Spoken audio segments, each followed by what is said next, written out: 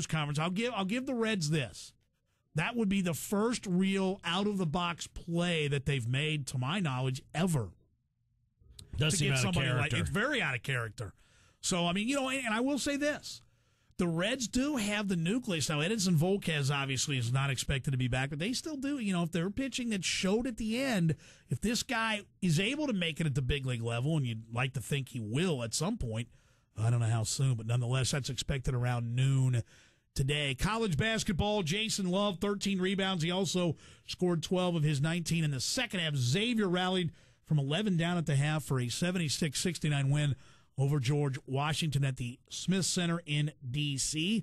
And that's pretty good for the Muskies. They're now off to a 2-0 start inside the Atlantic 10 Conference. Also over the weekend, the Bearcats losing on the road at Seton Hall, and you can't have that.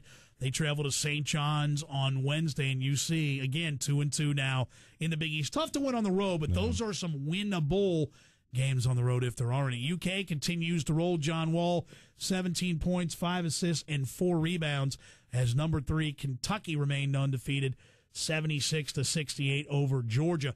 Wildcats now 16-0. Texas now 15-0. Texas number 2, UK number 3, but they're likely to move up. Why? Because the depleted Tennessee Volunteers down to 6 I wish I'd watched that scholarship now. players. How about that, huh? After one guy was dismissed from the team, 3 others suspended indefinitely. I always want to have guys who do drugs and carry weapons on your college basketball team. They got the double whammy there because they had both. They beat number 1 Kansas, handed the Jayhawks their first loss, 76-68. All of the other ranked teams, well, Florida State lost at Maryland, and Washington lost at Arizona. Everybody else who was ranked did win yesterday. Elsewhere, hockey, the Blue Jackets, believe it or not, 2-0 over the Dallas Stars last night up at Nationwide Arena.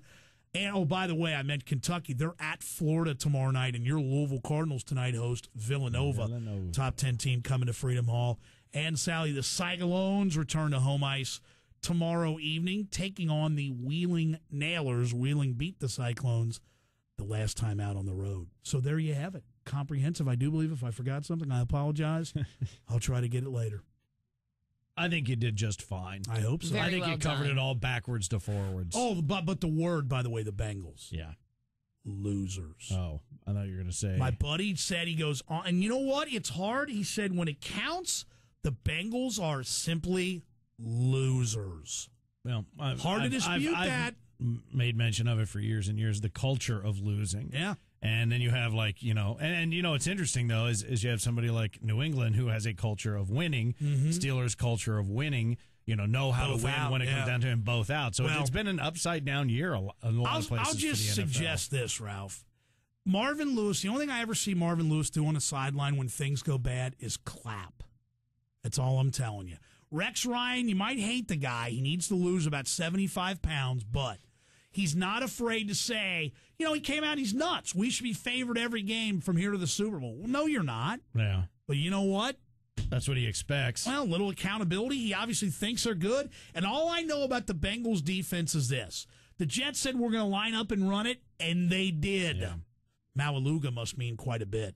Well, and you know what else too? I don't want to get into it, especially from a guy who's fans of a team with a guy named Polamalu on it. Losers. But Pecco, that hair, he looks ridiculous. He does look ridiculous. I mean, you know what? The looks guy like a badger. I think what he's trying to do is look like a lion and be trying intimidating. to look like a tough guy. No, it just looks so somebody. stupid. And I mean, and look, Polamalu's hair looks ridiculous too. I think it's kind of dumb. What about Chad's birthday present to himself that he bought himself? I saw that truck. Did you see that? Yeah, it's pretty low key. Means a lot. So what? I don't give a rat's Again, ass I don't about that. anymore. I'm done talking. He should. Even the guys were pointing out on the game the other day. He did not change his name back to Johnson after this game. He should have to now.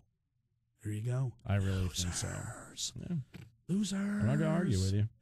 Sally, how are we looking on the roads? I know we do have one serious issue. It was good to hear. I mean, watching on TV, hearing how loud the crowd was, it was a very exciting day for the town. I think that was cool. Pretty proud of it. That was cool.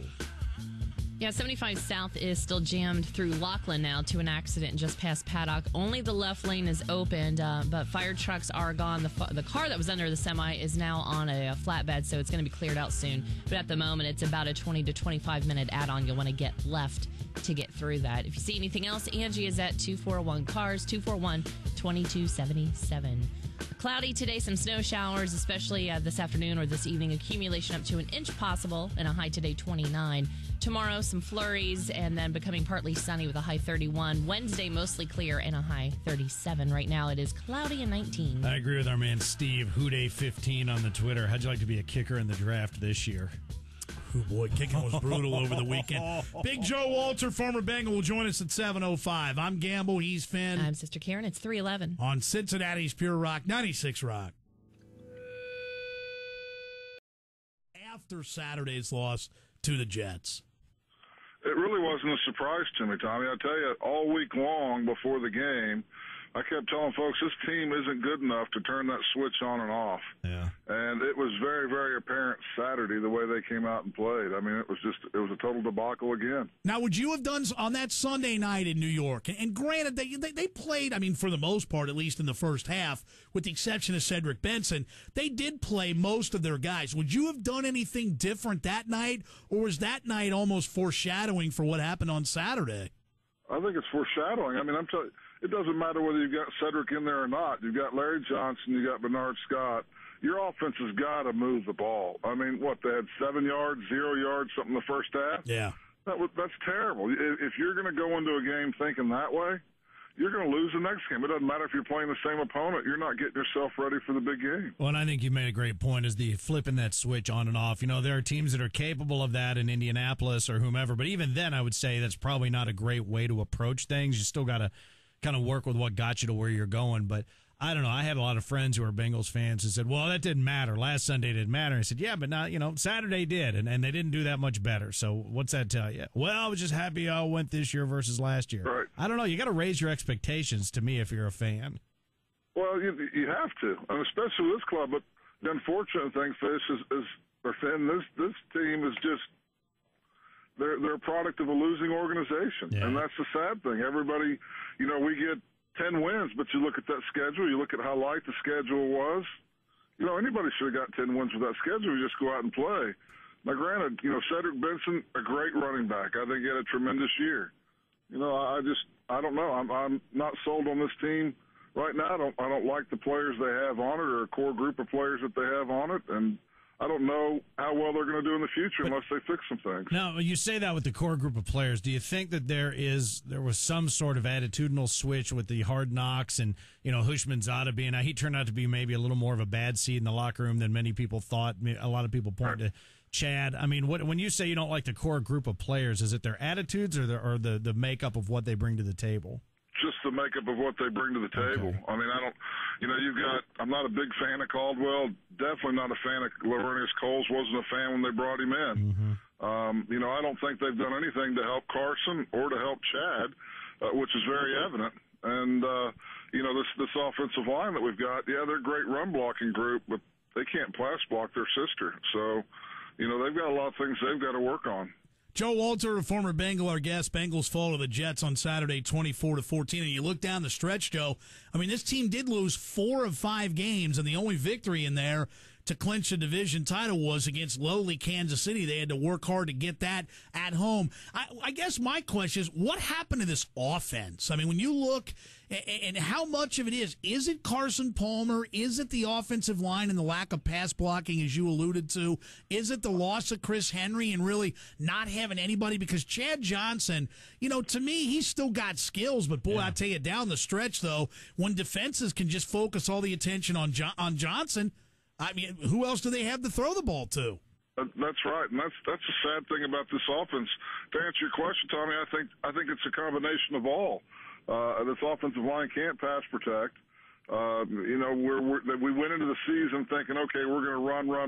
Well, that's only going to get you so far, because when folks start putting 9 in the box, 8 and 9 in the box, and they're putting one person on Chad, your number one receiver, and they're shutting you down, that says a lot for the rest of your team. So, they've got to really concentrate on getting some better wide receivers, somebody's going to get down the field and go across the middle without getting scared to get hit. And, they've got a lot, and they've got to have a tight end. Tight end is just absolutely killing them right now. I had a conversation with a buddy of mine yesterday about they just seem reluctant to want to do that. I mean, so many other teams that'll put a tight end, the guy that'll go and take that punishing shot across the middle for 8, 9 yards or whatever, or 14, 15, whatever it takes.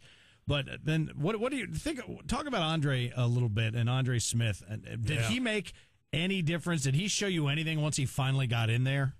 Not really, because if you really think about the last 3 or 4 games when we started playing, they were still playing Roland an awful lot. Yeah. So there's still a lot going on there. I don't know if he's quite ready. Still overweight. And not being in camp, that's a huge learning curve. I mean, especially for an offensive lineman. So